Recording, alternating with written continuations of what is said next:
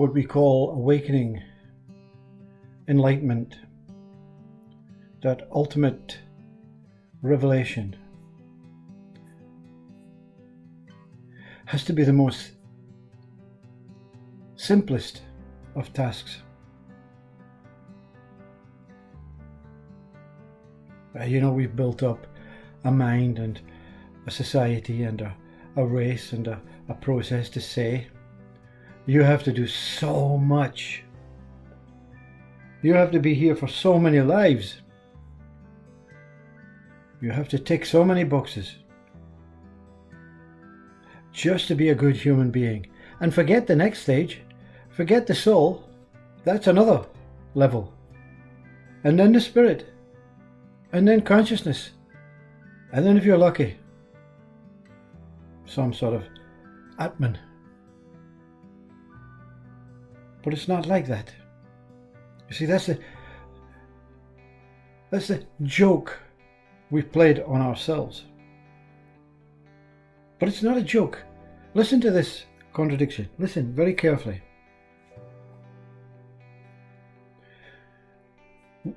All of life is a misinterpretation, meaning a very, very subtle analysis on something. You know that when you're walking on that blade, you're walking along a knife edge, the sharpest knife edge, and you have this ability to curl your feet so that you don't get slit open. It's so subtle. One wrong movement of the body and you're sliced. Follow the thoughts, the mind says. The ego says follow the thoughts and listen to what the thoughts they say.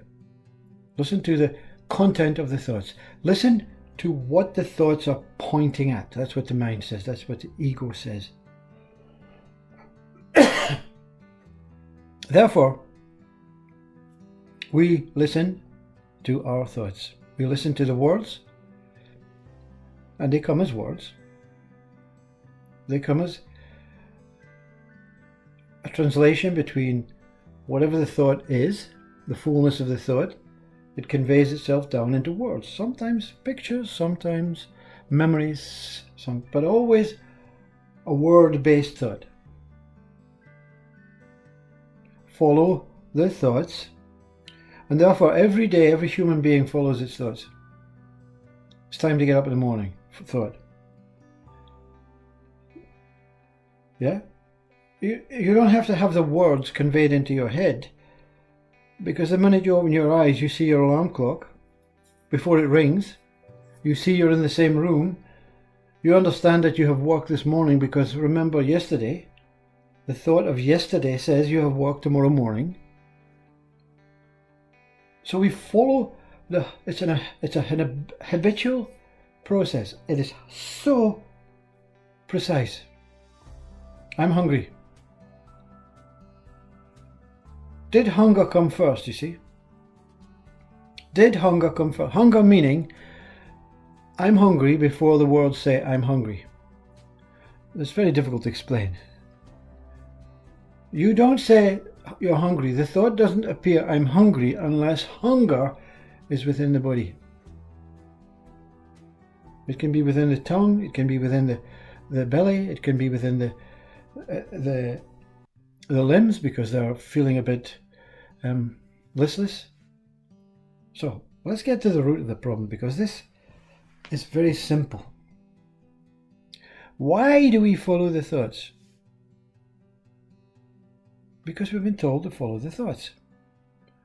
So you could say, by following the thoughts, you're going to spend days and days and months and years just getting a new bike, just getting a new home.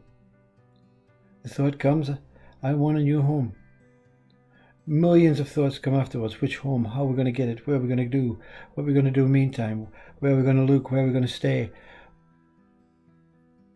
So the process of following the thought, it doesn't matter if you have money or no money. It doesn't matter if you're wealthy or not wealthy. Sorry, because if you're choosing a home and you're a millionaire, you don't just say, I want to buy a new home. I want that one. Yeah? You don't do it because we're very careful with the material stuff called cash.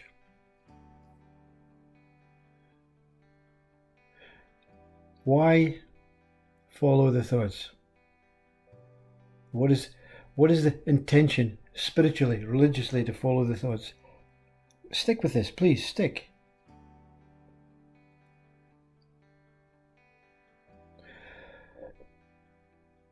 Spiritual gurus, enlightened beings that have experienced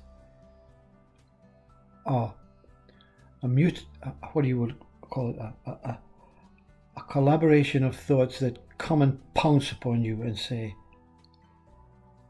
you don't fit in, you're useless, you can't do anything, you're crazy, you're not practicing the right way, you're not doing the job the right way, you're a fool. This is your own thoughts. This is not external thoughts, this is your own thoughts. You're attacked by a collaboration of thoughts. How can you follow the thoughts, you see? I can't follow the thoughts. My God, this is thought. Everything is thought. The thoughts, they come. They dominate my head. They dominate my body. They dominate my life. I just want to get rid of the thoughts. So you want to get rid of the thoughts, you see, because you've suddenly had something inside that says, this is no good. This is no good. I work in a mental hospital. And they all come in and they say, there's so many thoughts. I want to get rid of the thoughts. The thoughts are telling me so many things. There's double thoughts, there's voices, there's schizophrenic thoughts, there's paranoia thoughts.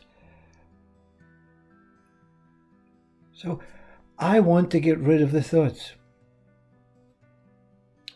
Yet, and this is it, you have speakers like myself, Eckhart Tolle, Jiddu Krishnamurti, Osho,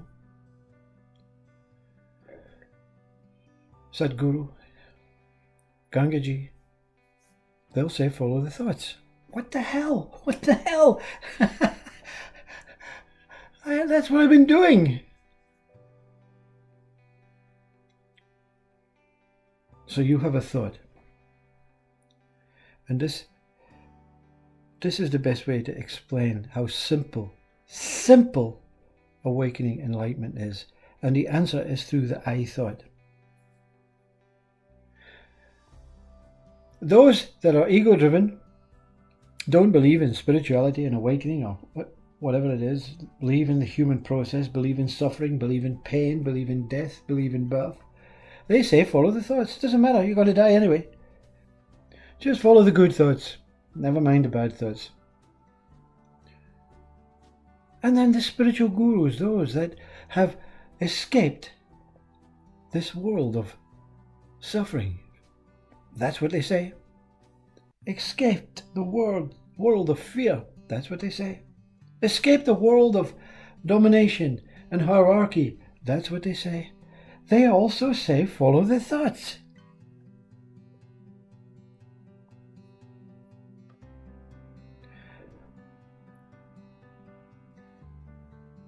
Let's say a thought is written down on a slip of paper. This thought says, it's time you joined some religious group. And the words are very clear on the strip of paper. And you're sitting in your lounge, and this strip of paper bypasses your eyes, your perceiving eyes. It's time you joined some sort of physical group, religious group. And you read the thoughts. The thoughts make sense, the language makes sense, everything makes sense. So it goes into your brain and your brain processes the thoughts. And you take action on that thought. You say, okay, another thought comes on a strip of paper. Now you're in, how do you want to go about this? And another thought comes. I think I may go and speak to the pastor in the church along the road. Another thought. Maybe not. Maybe I should follow my parents' Catholic beliefs. All of these are coming on strips of paper. Every strip of paper is a thought. You're following the thoughts, but you're also following what the thought is, the content, the meaning of the thought. What the spiritual gurus are saying, what Gangaji and all these Adyashanti and they're all saying is follow the strip of paper. Follow the strip of paper. Even though there are words on it, don't see it. Don't see the words and what they mean. The thought still exists, does it not? You're saying now, oh, my brain says, well, there's no point in that because there's nothing, there's no content, there's nothing, there's nowhere for me to go, there's nothing for me to do, there's nothing for me to understand. Well, follow the thought and find out. The strip of paper will lead you to another strip of paper. Same as the thought process, whether it's content or non-content. Whether the piece of paper has words and meaning on it, or whether it is plain. Each strip of paper will be visibly seen. But they have to have the words on it for you to ignore the words. So you're following the passing of the thought. Listen very carefully. You are following the passing of the thought. And in each thought there's a space. And that space will get bigger. Because when you're not requesting the thoughts, I need help on how to become religious, it will come up with, oh, what should I say? Said this next thought. What should I say? And while it's deciding what it should say, there's a pause. And you're waiting. Come on, where's the next thought? Wait a minute. That's a thought. So you follow that thought. And you remove the words.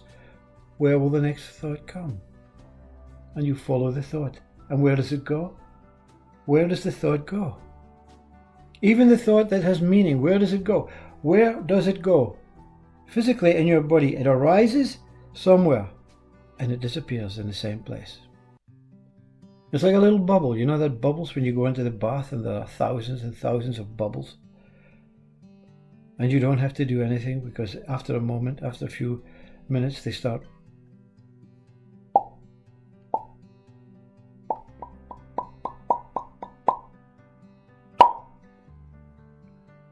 And the bubbles, they all go. And you get out of the bath and you say, I'm still clean. You didn't spend time watching the bubbles pop. You were there to get bathed. So while you're watching these thoughts, whether they have content and meaning, what are you doing? What are you doing? What am I doing? What am I doing? I'm watching thoughts. So the conclusion. Follow the contents of the thoughts and you will remain in a suffering mind, a suffering world. But you'll also experience overwhelming joy. You'll experience pain, you'll experience illness, you'll experience all these things.